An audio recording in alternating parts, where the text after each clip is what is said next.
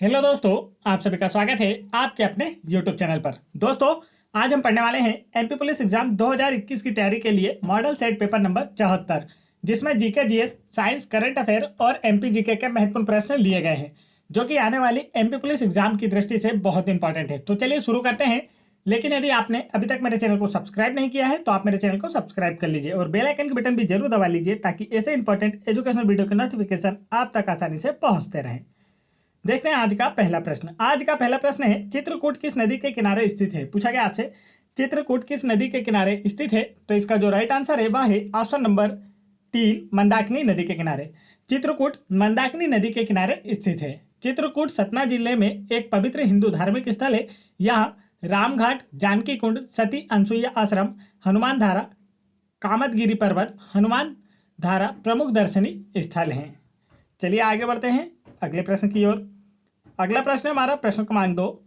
चीन देश की कोविड-19 वैक्सीन को मंजूरी देने वाला यूरोपीय संघ का पहला देश कौन बना है? पूछा गया आपसे, चीन की कोविड-19 वैक्सीन को मंजूरी देने वाला यूरोपीय संघ का पहला देश कौन बना है? तो इसका जो राइट आंसर है वह है ऑप्शन नंबर 4, हंगरी। चीन देश की कोविड-19 वैक्सीन को मंजूरी देने वाला पहला यूरोपीय संघ का जो देश है वह हंगरी बना है। हंगरी की राजधानी है बुडापेस्ट। हंगरी के राष्ट्रपति है जेनोस ददर और यहाँ की मुद्रा है दंगेरियन फॉरेंट। तो इसके बारे में आपको अच्छे से याद रखना है दोस्तों, इसका काफ़ी इंपॉर्टेंट करंट अफेयर है जो कि पूछा ही जाएगा। चलिए आगे बढ़ते हैं अगले प्रश्न की ओर। अगला प्रश्न है हमारा प्रश्न क्रमांक 3। मध्य प्रदेश में गाँव की बेटी योजना की शुरुआत कब हुई थी? पूछा गया आपसे, मध्य प्रदेश में गाँव की बेटी योजना की शुरुआत कब हुई थी? तो इसका जो राइट आंसर है वह है ऑप्शन नंबर 3, वर्ष 2005 में। मध्य प्रदेश में गाँव की बेटी योजना की शुरुआत वर्ष 2005 में हुई थी। इस योजना के अंतर्गत 12वीं कक्षा में प्रथम श्रेणी में उत्तीर्ण करने वाली एक ग्रामीण बालिका को निःशुल्क उच्च शिक्षा व 500 रुपये प्रति माह छात्रवृत्ति दी जाती है। चलिए आगे बढ़ते हैं अगले प्रश्न की ओर। अगला प्रश्न है हमारा प्रश्न क्रमांक 4।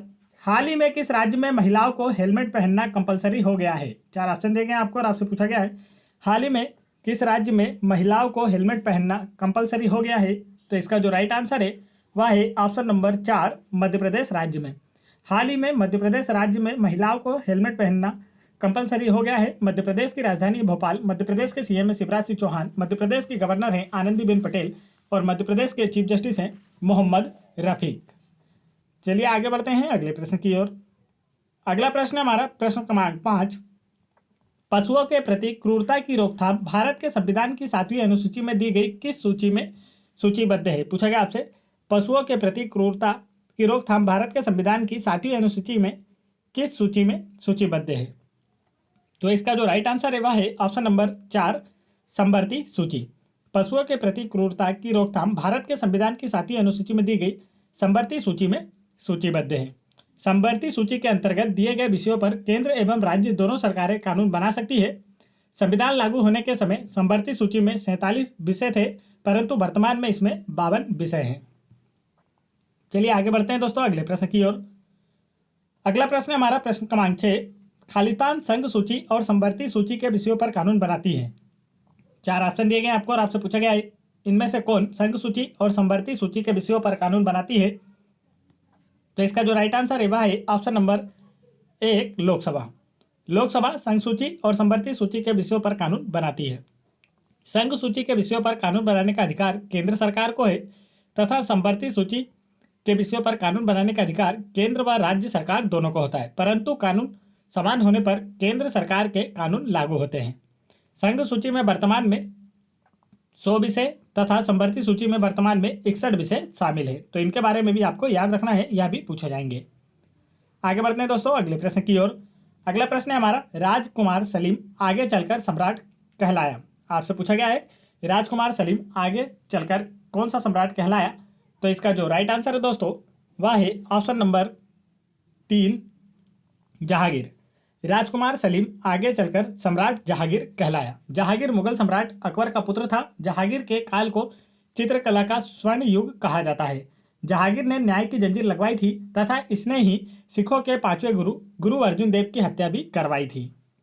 चलिए आगे बढ़ते हैं अगले प्रश्न है हमारा प्रश्न क्रमांक 8। निम्नलिखित में से क्या ओडिशा में स्थित नहीं है? 4 ऑप्शन दिए गए हैं आपको और आपसे पूछा गया इनमें से कौन सा हाथी रिजर्व ओडिशा में स्थित नहीं है? तो इसका जो राइट आंसर है वह है ऑप्शन नंबर 4, सोनितपुर हाथी रिजर्व ओडिशा में स्थित नहीं है। ओडिशा में 3 हाथी अभ्यारण्य मयूरभंज, महानदी और संबलपुर है। ओडिशा की राजधानी है भुवनेश्वर। ओडिशा के सीएम है नवीन पटनायक। ओडिशा के गवर्नर हैं गणेशी लाल और यहाँ के चीफ जस्टिस हैं एस मुरलीधर। चलिए आगे बढ़ते हैं अगले प्रश्न की ओर। अगला प्रश्न हमारा प्रश्न क्रमांक 9, गदर पार्टी का गठन किस वर्ष हुआ था? पूछा गया आपसे गदर पार्टी का गठन किस वर्ष हुआ था? तो इसका जो राइट आंसर है दोस्तों वह है ऑप्शन नंबर 1, वर्ष 1913 में। 1 नवंबर 1913 को अनेक भारतीयों ने लाला हरदयाल के नेतृत्व में सैन फ्रांसिस्को में गदर पार्टी की स्थापना की थी। तो आपसे पूछा जा सकता है गदर पार्टी की स्थापना किसने की थी? तो आपका आंसर होगा लाला हरदयाल ने, 1 नवंबर 1913 को सैन फ्रांसिस्को में। आगे बढ़ते हैं अगले प्रश्न की ओर। अगला प्रश्न है हमारा, चार मीनार का निर्माण किसने किया था? पूछा गया आपसे चार मीनार का निर्माण किसने किया था? तो इसका जो राइट आंसर है वह है ऑप्शन नंबर 2, मोहम्मद कुली कुतुब शाह ने। चार मीनार का निर्माण मोहम्मद कुली कुतुब शाह ने करवाया था। यह कुतुबशाही वंश का एक शासक था जो कि कुतुबशाही वंश का 5वां शासक था। चार मीनार हैदराबाद शहर में स्थित है। चलिए आगे बढ़ते हैं अगले प्रश्न की ओर। अगला प्रश्न हमारा प्रश्न क्रमांक 11, छिंदवाड़ा में पातालकोट किन जनजातियों का निवास स्थल है? पूछा गया आपसे छिंदवाड़ा में पातालकोट किन जनजातियों का निवास स्थान है? तो इसका जो राइट आंसर है वह है ऑप्शन नंबर 1, गोंड व भारिया। छिंदवाड़ा में पातालकोट गोंड व भारिया जनजातियों का निवास स्थान है। यहाँ पर भारिया जनजाति कई सालों से निवास करती है और 1981 की जनगणना में भारिया जनजाति को जंगलियों का भी जंगली कहा गया था। आगे बढ़ते हैं दोस्तों अगले प्रश्न की ओर। अगला प्रश्न हमारा प्रश्न क्रमांक 12, भारत के अलावा बांग्लादेश अपनी सीमा को किस देश के साथ साझा करता है? पूछा गया आपसे भारत के अलावा बांग्लादेश अपनी सीमा को किन देशों के साथ साझा करता है? तो इसका जो राइट आंसर है वह है ऑप्शन नंबर 4, म्यांमार। भारत के अलावा बांग्लादेश म्यांमार के साथ अपनी सीमा को साझा करता है और भारत की सीमा 7 देशों के साथ लगती है, जिनमें है बांग्लादेश, चीन, अफगानिस्तान, नेपाल, पाकिस्तान और म्यांमार तथा भूटान। इन 7 देशों के साथ भारत की सीमा लगती है, तो इसे भी आपको याद रखना है। आगे बढ़ते हैं अगले प्रश्न की ओर। अगला प्रश्न हमारा प्रश्न क्रमांक 13, केंद्र सरकार द्वारा शुरू की गई किस योजना का उद्देश्य भारत के सभी राज्य क्षेत्रों और जिलों के बीच संबंधों को मजबूत करना है? पूछा गया आपसे केंद्र सरकार द्वारा शुरू की गई किस योजना का उद्देश्य भारत के सभी राज्य क्षेत्रों और जिलों के बीच संबंधों को मजबूत करना है? तो इसका जो राइट आंसर है वह है ऑप्शन नंबर 3, एक भारत श्रेष्ठ भारत। एक भारत श्रेष्ठ भारत योजना का शुभारंभ 31 अक्टूबर 2015 को सरदार वल्लभ भाई पटेल के जन्म दिवस के अवसर पर किया गया था। इस योजना का उद्देश्य मौजूदा सांस्कृतिक संबंधों के माध्यम से देश के विभिन्न भागों में एकता को बढ़ावा देना है। चलिए आगे बढ़ते हैं अगले प्रश्न की ओर। अगला प्रश्न हमारा प्रश्न क्रमांक 14, 2008 में अलीराजपुर जिला बनने से पहले किस जिले का एक हिस्सा था? पूछा गया आपसे अलीराजपुर एक अलग जिला बनने से पहले किस जिले का एक हिस्सा था? तो इसका जो राइट आंसर है दोस्तों वह है ऑप्शन नंबर 2, झाबुआ। अलीराजपुर 17 मई 2008 को झाबुआ से पृथक होकर अलग जिला बना। अलीराजपुर मध्य प्रदेश का न्यूनतम साक्षरता वाला जिला है, जिसकी साक्षरता रेट 36.1% है, जबकि मध्य प्रदेश का सर्वाधिक साक्षर जिला जबलपुर है, जिसकी लिटरेसी रेट 81.1% है। तो इन दोनों के बारे में भी आपको याद रखना है। आगे बढ़ते हैं अगले प्रश्न की ओर। अगला प्रश्न है हमारा प्रश्न क्रमांक 15, भारत का पहला केंद्रीकृत एसी रेलवे टर्मिनल कहाँ स्थापित किया जाएगा? पूछा गया आपसे भारत का पहला केंद्रीकृत एसी रेलवे टर्मिनल कहाँ स्थापित किया जाएगा? तो इसका जो राइट आंसर है वह है ऑप्शन नंबर 3, बेंगलुरु में। भारत का पहला केंद्रीकृत एसी रेलवे टर्मिनल बेंगलुरु में स्थापित किया जाएगा। बेंगलुरु कर्नाटक राज्य की राजधानी है। कर्नाटक के सीएम बीएस येदियुरप्पा, कर्नाटक के गवर्नर हैं वजुभाई वाला और कर्नाटक के वर्तमान में चीफ जस्टिस हैं अभय श्रीनिवास ओका। चलिए आगे बढ़ते हैं अगले प्रश्न की ओर। दोस्तों यदि आप लोगों को वीडियो पसंद आ रहा हो तो वीडियो को एक लाइक जरूर करें और मेरे चैनल को भी जरूर सब्सक्राइब कर लें। और यदि आप लोगों को MP police exam 2016-2017, MP police sub inspector exam 2016-2017, MP patwari exam 2017, SSC GD constable exam 2019, SSC CHSL exam 2021, इन सभी एग्जाम्स के प्रीवियस ईयर्स पेपरों के वीडियोस देखना है या इन सभी के लिए मॉडल सेट पेपर देखना है तो आप उन्हें मेरे चैनल के प्लेलिस्ट में जाकर वहां से देख सकते हैं। और आप इन सभी वीडियोस की पीडीएफ फाइल मेरा टेलीग्राम चैनल ज्वाइन करके वहां से फ्री में डाउनलोड कर सकते हैं, जिसकी लिंक मैंने वीडियो के डिस्क्रिप्शन में दे रखी है। तो चलिए आगे बढ़ते हैं अगले प्रश्न की ओर। अगला प्रश्न है हमारा प्रश्न क्रमांक 16। भारतीय सेना द्वारा निम्नलिखित में से कौन सा पदक युद्ध क्षेत्र से दूर बहादुरी, साहस, पूर्ण कार्यवाही या आत्मत्याग के लिए दिया जाता है? चार ऑप्शन दिए गए हैं आपको और आपसे पूछा गया इनमें से कौन सा पदक दूर बहादुरी, साहस, पूर्ण कार्य या आत्मत्याग के लिए भारतीय सैनिकों को प्रदान किया जाता है? तो इसका जो राइट आंसर दोस्तों वह है ऑप्शन नंबर 1 अशोक चक्र। भारतीय सेना में अशोक चक्र तीनों सेनाओं में साहस, पराक्रम या आत्म बलिदान का अत्यंत सराहनीय कार्य दिखाने के लिए दिया जाता है। आगे बढ़ते हैं अगले प्रश्न की ओर। अगला प्रश्न है हमारा प्रश्न क्रमांक 17। देश में तेंदुपत्ता उत्पादन में किस राज्य का प्रथम स्थान है? पूछा गया आपसे देश में तेंदुपत्ता उत्पादन में किस राज्य का प्रथम स्थान है?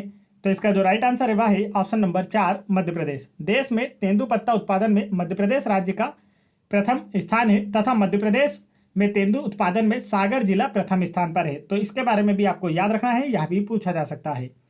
आगे बढ़ते हैं अगले प्रश्न की ओर। अगला प्रश्न है हमारा प्रश्न क्रमांक 18।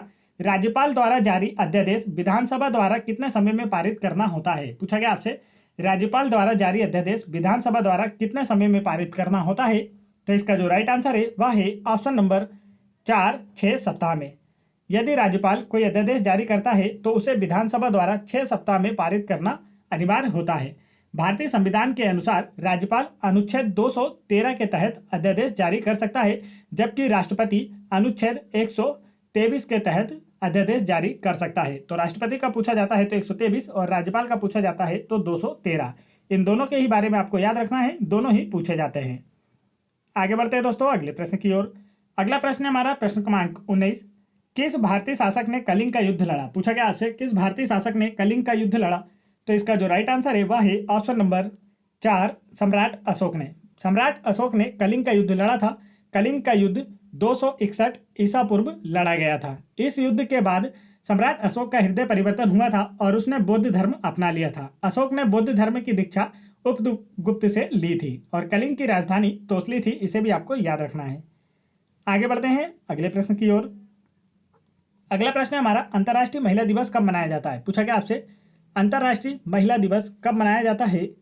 तो इसका जो राइट आंसर है दोस्तों वह है ऑप्शन नंबर 1 8 मार्च को। प्रत्येक वर्ष अंतर्राष्ट्रीय महिला दिवस 8 मार्च को मनाया जाता है और वर्ष 2021 के लिए इसकी थीम थी women in leadership and equal future in A covid world. और ऐसा कोरोना काल में सेवाएं देने वाली महिलाओं और लड़कियों के योगदान को रेखांकित करने के लिए किया गया था। चलिए आगे बढ़ते हैं अगले प्रश्न की ओर। अगला प्रश्न है हमारा प्रश्न क्रमांक 21। निम्नलिखित में से किसे हाइड्रोजनीकरण अभिक्रिया में उत्प्रेरक के रूप में प्रयोग किया जा सकता है? चार ऑप्शन दिए गए हैं आपको और आपसे पूछा गया है इनमें से किसे हाइड्रोजनीकरण अभिक्रिया में उत्प्रेरक के रूप में उपयोग किया जा सकता है? तो इसका जो राइट आंसर है वह है ऑप्शन नंबर 3 पैलेडियम। पैलेडियम का उपयोग हाइड्रोजनीकरण अभिक्रिया में उत्प्रेरक के रूप में किया जा सकता है। हाइड्रोजनीकरण द्वारा एथिलीन अथवा एसिटिलीन से एथेन प्राप्त किया जाता है तथा वनस्पति घी में हाइड्रोजनीकरण में निकेल का प्रयोग किया जाता है। इसे भी आपको याद रखना है, वह भी पूछा जाता है। आगे बढ़ते हैं दोस्तों अगले प्रश्न की ओर। अगला प्रश्न हमारा प्रश्न क्रमांक 22। जैविक नाम प्राय किस भाषा से प्राप्त होते हैं? पूछा गया आपसे जो जैविक नाम होते हैं वह प्राय किस भाषा से प्राप्त होते हैं? तो इसका जो राइट आंसर है वह है ऑप्शन नंबर 2 लैटिन भाषा से। जैविक नाम प्राय लैटिन भाषा से प्राप्त होते हैं। प्रत्येक जीवधारी का नाम लैटिन भाषा से प्राप्त होता है और मानव का जो वैज्ञानिक नाम है वह होमो सेपियंस है। इसे भी आपको याद रखना है। आगे बढ़ते हैं अगले प्रश्न की ओर। अगला प्रश्न हमारा प्रश्न क्रमांक 23। रोडोफाइसी के सदस्य को प्राय खालिस्तान शैवाल कहा जाता है? पूछा गया आपसे रोडोफाइसी के सदस्य को प्राय किस तरह का शैवाल कहा जाता है? तो इसका जो राइट आंसर है वह है ऑप्शन नंबर 3 लाल। रोडोफाइसी के सदस्य को प्राय लाल शैवाल कहते हैं। शैवाल स्वप्रेषी जीव होते हैं। यह प्रकाश संश्लेषण द्वारा स्वयं भोजन बनाते हैं। शैवालों का अध्ययन फाइकोलॉजी कहलाता है। चलिए आगे बढ़ते हैं अगले प्रश्न की ओर। अगला प्रश्न हमारा प्रश्न क्रमांक 24। जब हम किसी भी मशीन का उपयोग करते हैं तो घर्षण से उत्पन्न ऊष्मा नष्ट हो जाती है। यह ऊष्मा खालिस्तान के कारण उत्पन्न होती है। चार ऑप्शन दिए गए आपको और आपसे पूछा गया है जब हम किसी मशीन का उपयोग करते हैं तो घर्षण से उत्पन्न ऊष्मा नष्ट हो जाती है। यह ऊष्मा खालिस्तान के कारण उत्पन्न होती है। तो यहाँ पर चार ऑप्शन दिए गए हैं आपको और इसका जो राइट आंसर है दोस्तों वह है ऑप्शन नंबर 2 घर्षण। जब हम किसी मशीन का उपयोग करते हैं तो घर्षण से उत्पन्न ऊष्मा नष्ट हो जाती है और यह ऊष्मा घर्षण के कारण उत्पन्न होती है। घर्षण वह बल है जो गति के विपरीत कार्य करता है। इससे कुछ कार्य ऊर्जा का क्षय ऊष्मा के रूप में होता है। और घर्षण के लाभ तथा हानियां होती हैं। घर्षण के लाभ होते हैं, घर्षण के कारण ही हम वाहनों में ब्रेक लगा पाते हैं और हम बर्फ या पृथ्वी पर चल पाते हैं, तो यह घर्षण के लाभ है। और घर्षण के कारण मशीनों के कलपुर्जे घिस जाते हैं या उसकी हानियां हैं। चलिए आगे बढ़ते हैं अगले प्रश्न की ओर। अगला प्रश्न हमारा प्रश्न क्रमांक 25। आपतित किरण आपतन बिंदु पर खालिस्तान और परावर्तित किरण सभी एक तल में होते हैं। आपसे पूछा गया है आपतित किरण आपतन बिंदु और खालिस्तान और परावर्तित किरण सभी एक ही तल में होते हैं। तो इसका जो राइट आंसर है दोस्तों वह है ऑप्शन नंबर 3 अभिलंब। परावर्तन के नियम के अनुसार परावर्तन के दो नियम होते हैं, जिसमें पहला नियम होता है आपतित किरण परावर्तित किरण अभिलंब तथा आपतन बिंदु सभी एक ही तल पर होते हैं। और इसका दूसरा नियम होता है आपतन कोण का मान सदैव परावर्तन कोण के बराबर होता है। तो इसे आपको याद रखना है। इसमें इसे अभिलंब कहते हैं परावर्तित किरण और ये है आपतित किरण और इसे कहते हैं आपतन बिंदु। तो यह सभी एक तल पर होते हैं और आपतन कोण और परावर्तन कोण दोनों का मान सदैव बराबर होता है। यह परावर्तन के दो नियम होते हैं। आगे बढ़ते हैं दोस्तों अगले प्रश्न की ओर। अगला प्रश्न हमारा प्रश्न क्रमांक 26। निम्नलिखित में से तूतिया किसका अन्य नाम है। पूछा गया आपसे निम्नलिखित में से तूतिया किसका अन्य नाम है। तो इसका जो राइट आंसर है दोस्तों वह है option number A copper sulphate.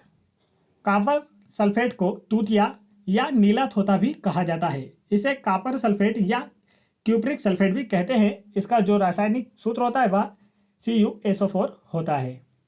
चलिए आगे बढ़ते हैं अगले प्रश्न की ओर। अगला प्रश्न हमारा माचिस की रगड़ने वाली सतह पर चूर्णित कांच और थोड़ा लाल खालिस्तान लगाते हैं। 4 ऑप्शन दिए गए आपको और आपसे पूछा गया है जो माचिस का खोखा होता है उस पर किसके चूर्ण का उपयोग किया जाता है। तो इसका जो राइट आंसर है दोस्तों वह है ऑप्शन नंबर 4 फास्फोरस का। माचिस की रगड़ने वाली सतह पर चूर्णित कांच और थोड़ा लाल फास्फोरस का उपयोग किया जाता है। फास्फोरस का जो प्रतीक चिन्ह है वह P है और इसका परमाणु क्रमांक 15 होता है। फास्फोरस के 5 अप्रूप होते हैं, जिनमें से लाल फास्फोरस का उपयोग माचिस उद्योग में किया जाता है। आगे बढ़ते हैं अगले प्रश्न की ओर। अगला प्रश्न हमारा प्रश्न क्रमांक 28। निम्नलिखित में से किस भौतिक मात्रा के युग्म के समान आयाम होते हैं। 4 ऑप्शन दिए गए हैं और आपको से पूछा गया इनमें से किन की विमाएं या आयाम समान है। तो इसका जो राइट आंसर है दोस्तों वह है ऑप्शन नंबर 3 कार्य एवं ऊर्जा। कार्य एवं ऊर्जा ऐसी भौतिक मात्राएं हैं जिनके आयाम समान होते हैं। कार्य एवं ऊर्जा अदिश राशियों के उदाहरण हैं। जिन राशियों में सिर्फ परिणाम होता है दिशा नहीं, उन्हें अदिश राशियां कहा जाता है। उदाहरण के लिए चाल, दूरी, कार्य, ऊर्जा, समय इत्यादि अदिश राशियों के उदाहरण हैं। चलिए आगे बढ़ते हैं अगले प्रश्न की ओर। अगला प्रश्न हमारा प्रश्न क्रमांक 29। नीली क्रांति का संबंध किससे है। पूछा गया आपसे नीली क्रांति का संबंध किससे है। तो इसका जो राइट आंसर है वह है ऑप्शन नंबर 4 मत्स्य पालन से। नीली क्रांति का संबंध मत्स्य पालन से है। मत्स्य पालन के अध्ययन को पिसिकल्चर कहा जाता है तथा मछलियों के अध्ययन को इक्थियोलॉजी कहा जाता है। तो इन दोनों के बारे में आपको याद होना चाहिए। यदि आपसे मत्स्य पालन के अध्ययन का पूछा जाता है तो उसे पिसिकल्चर कहा जाता है तथा मछलियों के अध्ययन को इक्थियोलॉजी कहा जाता है। तो यह दोनों ही आपको याद रखना है, दोनों ही पूछे जाते हैं। आगे बढ़ते हैं दोस्तों अगले प्रश्न की ओर। अगला प्रश्न हमारा चिली सीरा या साल्ट पीटर किसका सामान्य नाम है। 4 ऑप्शन दिए गए आपको और आपसे पूछा गया है चिली सीरा या साल्ट पीटर किसका सामान्य नाम है। तो इसका जो राइट आंसर है वह है ऑप्शन नंबर 1 सोडियम नाइट्रेट का। सोडियम नाइट्रेट अर्थात NaNO3 को साल्ट पीटर या चिली सीरा भी कहा जाता है। इसे पेरू साल्ट पीटर भी कहते हैं तथा इसे सोडा नाइटर के नाम से भी जाना जाता है। इसका उपयोग उर्वरकों तथा आतिशबाजी बमों में किया जाता है। चलिए आगे बढ़ते हैं दोस्तों यहाँ पर मैंने आप लोगों के लिए क्विज रखी हुई है जिसका आंसर आप लोगों को मुझे कमेंट करके बताना है। आज की क्विज है पालनपुर कुनो अभ्यारण्य किस जिले में है। पूछा गया आपसे पालनपुर कुनो अभ्यारण्य किस जिले में है। तो इसका जो राइट आंसर है वह आप लोग मुझे कमेंट करके बताएं और आप लोगों का वीडियो कैसा लगा यह भी आप मुझे कमेंट करके जरूर बताएं। अगर वीडियो पसंद आया हो तो वीडियो को एक लाइक जरूर करें और मेरे चैनल को भी जरूर सब्सक्राइब कर लें और बेल आइकन की बटन जरूर दबा लें ताकि ऐसे इंपॉर्टेंट एजुकेशनल वीडियो के नोटिफिकेशन आप तक आसानी से पहुंचते रहें। जय